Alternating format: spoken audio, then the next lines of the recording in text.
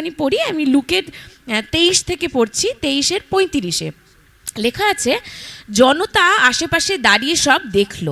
সমাজপতিরা তাকে উপহাস করে বললেন, এই লোকটা অন্যদের বাঁচিয়েছে, সে যদি ঈশ্বরের সেই খ্রিস্ট, সেই মনোনীত ব্যক্তি হয়, তাহলে একবার নিজেকে বাঁচাক। সৈনিকেরাও তাকে উপহাস করতে লাগলো। কাছে এসে তাকে সিরকা দিয়ে বলল, তুমি যদি ইহুদিদের রাজা হও তবে নিজেকে বাঁচাও। তার মাথার ওপর এই অভিযোগ লিপিও টাঙিয়ে দেওয়া হলো, ইনি ইহুদিদের রাজা, পরিহাস করার জন্য তার ওপরে লিখে দেওয়া হলো।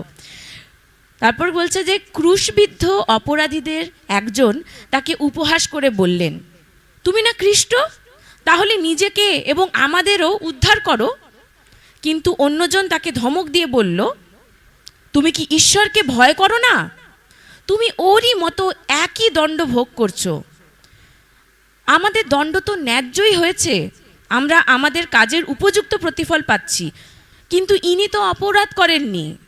তারপর সে বলল, যিশু, আপনি যদি আপনার রাজকীয় ক্ষমতায় আসবেন তখন স্মরণ করবেন আমাকে।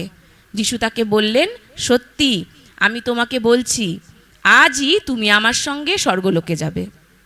প্রভু কি করলেন? প্রভু মুখ বুজে সমস্ত কিছু সহ্য করছে, সবাই হাসছে। আজকে আমাদের যারা আমরা যারা বিশ্বাসী, যারা প্রভুতে বিশ্বাসী, আমি অনেকবার শুনেছি, তোর প্রভু কি করবে, ও তো ক্রুশে টেঙে আছে। আমার প্রভু এখনও আর ক্রুশে নেই। একটা সময় উনি ক্রুশে উঠেছিলেন, কিন্তু সেই ক্রুশ থেকে উনি নেমেছিলেন, মৃত্যুবরণ করেছিলেন, কিন্তু মৃত্যুঞ্জয় হয়ে উনি উঠে এসেছিলেন।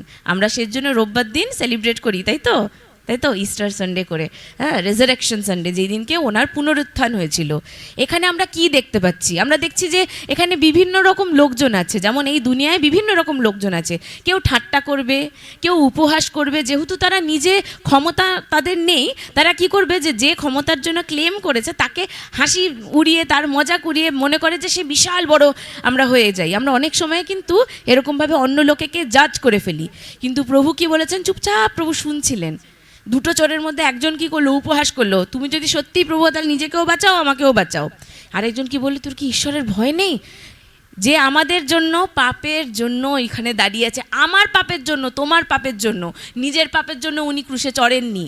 উনি নিষ্পাপ নিষ্কলঙ্ক একটা এমন বলিদান যাতে কোনো দাগ ছিল না। তিনি সমস্ত দুনিয়ার পাপকে নিজের ওপর নিয়ে কুরূপ হয়ে আমাদের জন্য, তোমার জন্য, আমার জন্য উনি ওই ক্রুশে উঠে নিজেকে বলিদান দিয়েছেন, যাতে আজকে আমরা অনন্ত জীবন পাই, যাতে আমরা ওই শাস্তি যা আমরা পাপ করে থাকি প্রতিনিয়ত, সেই দণ্ড যেন আমরা ভোগ না করি। তিনি উঠে ওখানে নিয়েছেন। কিন্তু তার জন্য কে পাবে এই পাপের থেকে উদ্ধার? ওই চোরের মতন যে বুঝবে যে ঈশ্বরকে ভয় কর, প্রভুকে ঠাট্টা করিস না। উনি এখনও ক্রুশে নেই, উনি ক্রুশের থেকে জয়বন্ত হয়ে উনি পুনরুত্থিত জীবিত পরমেশ্বর, আর ওনার দ্বারা অসম্ভব কোনো কাজ নেই। যে তাকে বিশ্বাস করবে তাকে স্বর্গরাজ্যে, প্রভু কি বলেছে, আজকে সন্ধেবেলায় তুমি আমার সাথে স্বর্গরাজ্যে প্রবেশ করবে। কেন? ওটা পরমেশ্বরের রাজ্যে। যে কোনো বাড়িতে আপনার ঢুকতে গেলে সেই বাড়ির মালিকের পারমিশনের দরকার হয় কি হয় না? হয়তো আমার বাড়িতে ঢুকবেন, আমাকে চিনতে হবে। আমি যদি আপনাকে না চিনি, আমি দরজা খুলে আপনাকে স্বাগত জানাবো না।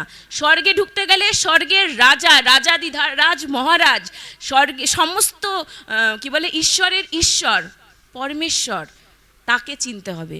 আর বাণীতে লেখা আছে যে পিতার কাছে যেতে গেলে আমি পথ, আর আমি সত্য, আর আমি জীবন। হ্যাঁ, আমি পথ, তার মানে ওই পথে যদি আমরা না যাই তাহলে আমরা স্বর্গ অবধি পৌঁছতে পারবো না। আপনারা এখান থেকে হাওড়া যেতে গিয়ে অনেক রকম রুট নিতে পারেন, বাসে নিতে পারেন, টোটোতে, অটোতে, অনেক জায়গায় নিতে পারেন, কিন্তু সবাই আপনাকে ঠিক জায়গায় পৌঁছবে না। ঠিক আছে?